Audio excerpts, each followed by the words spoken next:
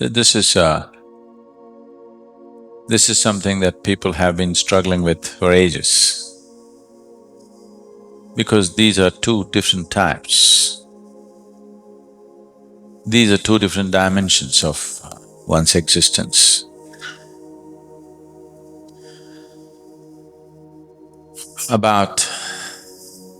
These two dimensions are about doing something, making something happen,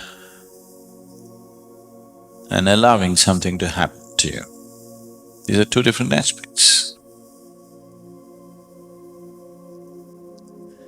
So now the question is, which is more, which is less?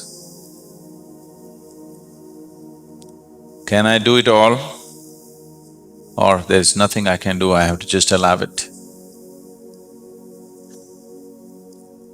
If you are capable of just allowing it, that would be very good for you. But if you are the kind who just allows things to happen to you, do not expect people around you to understand anything about you, because they will not understand.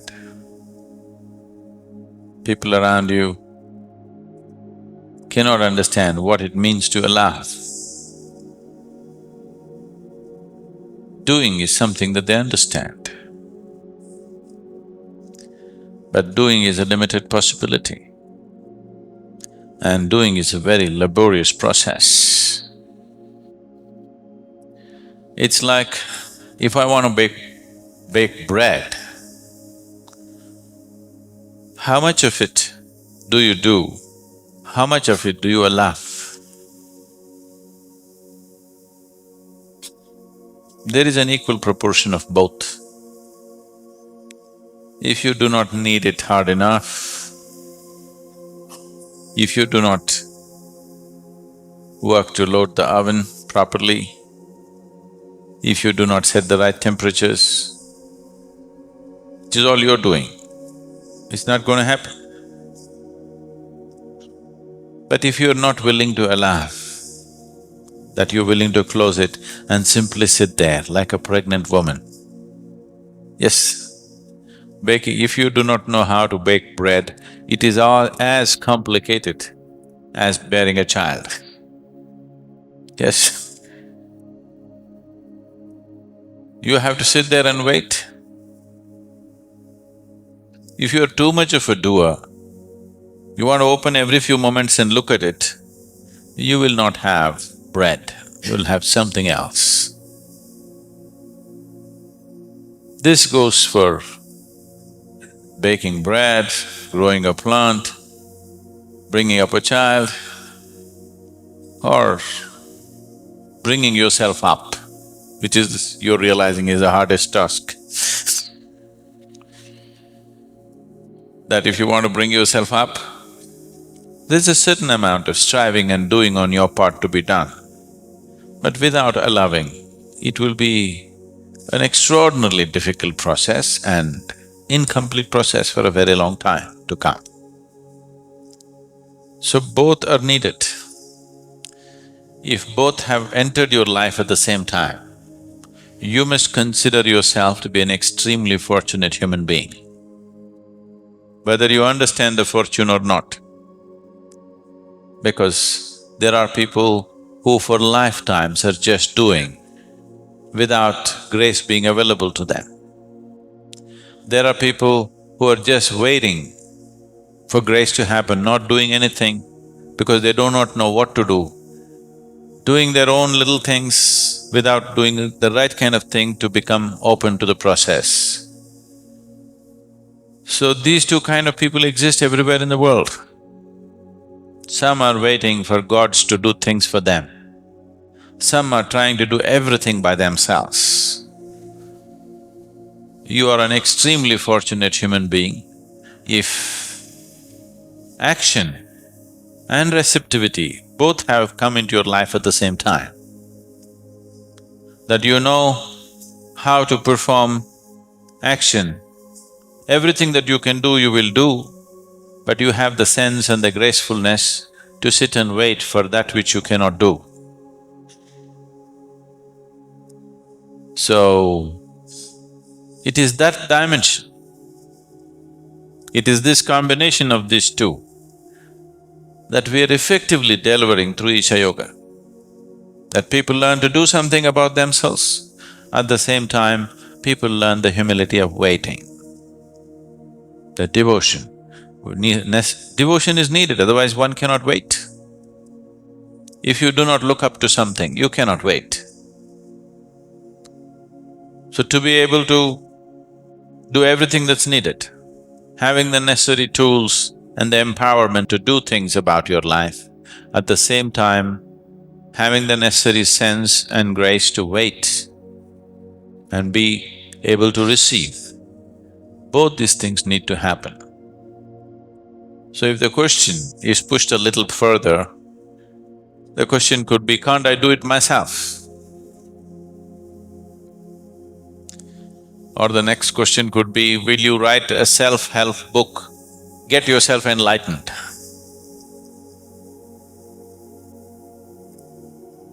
This happened at a doctor's office. A woman came with her husband who was limping and in a bad shape. She brought him slowly, he was leaning heavily on her, she brought him slowly and made him sit down. The receptionist who was sitting there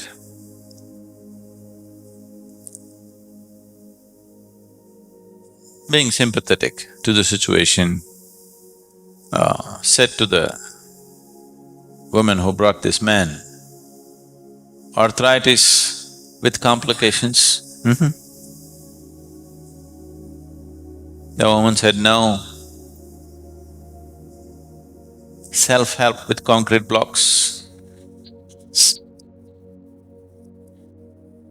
So, self-help books sometimes have done things for people, good things for people. A lot of times they only injured themselves, broke things up, broke situations up in your life, because self-help is not always the right thing. But is it something that you don't do? No, you must do. So a combination of both is best. If you push one too far, you may lose your grounding. If you push your receptivity too far, not doing anything, you do not even know whether you're being receptive or just being lazy. If you try to do everything yourself, not allowing anything to be received, then it's like a plant which is trying to grow without sunlight. It will grow, but pale. It will not produce any flower or fruit. It'll be a long time before it can produce anything. So we need a combination of both. The kriyas, the practices, are a phenomenal way to prepare the system to be open to new possibilities. If your energies do not open up to new possibilities, then you're talking about a long drawn-out journey.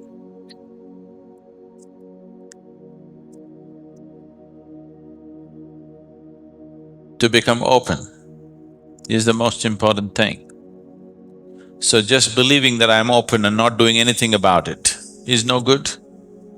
There are lots of very open people, if you say one word, tomorrow they'll be gone.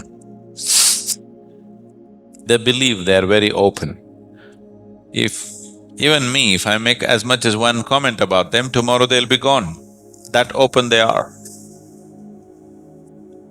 So openness has to be tested with your commitment of time and effort. How open you are, you have to prove every day to yourself and to the existence. By every day putting in that much, I'm this open, I'm willing to give my this much of time and commitment, I'm that open. So your sadhana is a tool for opening you up and also a test for your openness, both ways. So these are inseparable, you cannot separate them. If you separate it, it is an unrealistic separation, which does not work, largely does not work. There may be a devotee who does nothing, who just sits and receives it.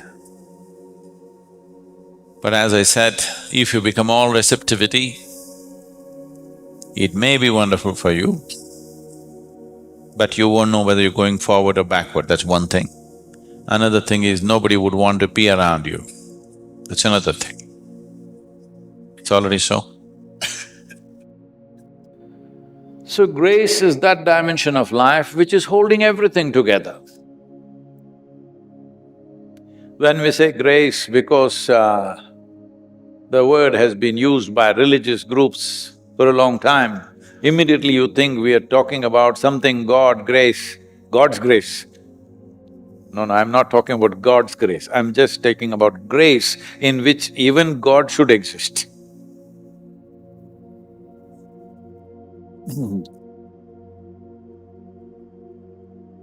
Even if you think you're a god, you have to exist in the grace because the very planet, the solar system exists in this. So this force, which keeps everything together, somebody was trying to explain, it is simplistic, but you can look at it this way. See, an apple fell down and Isaac Newton got excited. It is an observation. It is not any kind of a scientific, it is not a law by any means. There is no mathematical basis to it even today.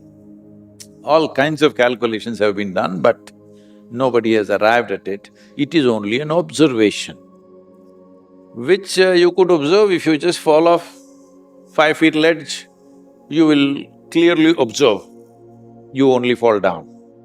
But an apple fell, but the whole tree was growing up, nobody noticed that. So there is something which is functioning in the universe without which you cannot exist. The grace of yoga, we should have said yoga of grace. But it's the grace of yoga is that you make yourself in such a way that you become more available to grace than gravity. If you're available to gravity, you will become a creature on the planet, nothing wrong. Just limited, that's all. Is there something wrong with a grasshopper, with an earthworm, with a cockroach, with the sparrow? Is there something wrong?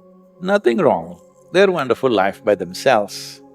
Just limited, that's all. Limited possibility. The significance of being human is the possibilities have expanded in a massive way compared to an earthworm. That is the significance. But all those people who are committed to security in their life, security is the only aspect, the core aspect of their life. Their choice of what they're doing in their life, security decides that. Their choice of who they marry, security decides that.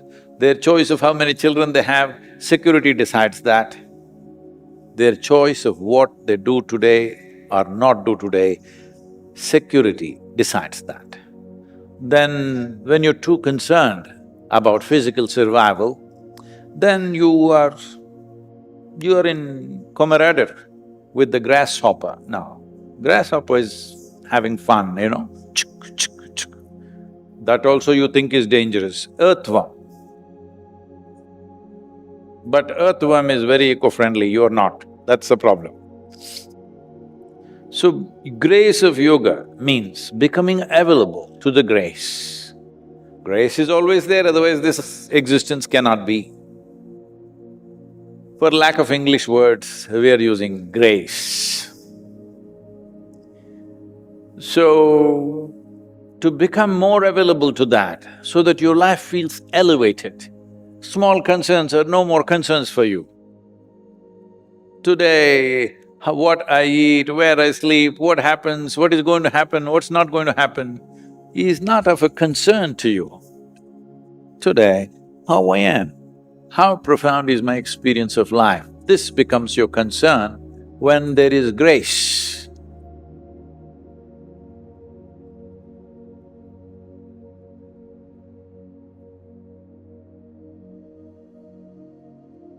Sometimes the most important things in life don't happen through pushing harder, but through softening, through becoming still, through simply being open. If you are feeling a little scared or silent right now, let that be okay. You don't have to rush to make sense of everything. Not everything secret needs to be grasped immediately. Some truths move like a water, they reach you slowly, gently when you least expect it. There is a part of you that already knows, already understands beyond the mind, beyond the effort, and maybe that is enough for now. So take a moment, just breathe, feel your breath as it moves in and out. No need to control it, just notice the rise, the fall, your very being is breathing. Isn't that enough proof that something far bigger than us is already working? Maybe it is not always about doing more. Maybe it's about allowing more, allowing space, allowing silence, allowing whatever needs to happen to happen. We often think that life moves forward through constant doing, but some of the most powerful shift happens quietly. When you are sitting alone, when you are watching the sunrise or lying in a bed in the dark or walking on the trees, not really doing anything, just being. There is a different kind of intelligence working behind everything. Call it a grace, life, or something else. It doesn't mind what we call it. It's not interested in names. It's just always there, gently holding things together even when we feel lost. Maybe you don't need to understand it all today. Maybe it's okay to simply be touched by the feeling, by a questions, or something that can't be put into words. That is the beauty of inner path. It doesn't follow a straight road. Sometimes it circles back, sometimes it pauses, sometimes it disappeared completely, only to return when you are ready. So if you feel something stirring inside you right now, give it space. Let it breathe. No need to act on it. Just allow. No need to judge yourself for not knowing what comes next. You are already on the path just by being here, just by listening, just by asking deeper questions. So be kind to yourself, be gentle with your process. Everyone's journey unfolds at its own space, in its own way. And remember, sometimes doing less is not weakness, it is wisdom. Let that thought sit with you for a while. Let it keep you company in the quiet moments. As always, do remember this is not a summary of Sadhguru's word, it is simply my interpretation of the deep wisdom he imparted. Kindly keep them separated and please do not misunderstand. Thank you for joining and we will see you tomorrow. Until then, please take care. Namaskaram. Chandrachud Shiv Shankar Parvati Ramana निनगे Namo Namo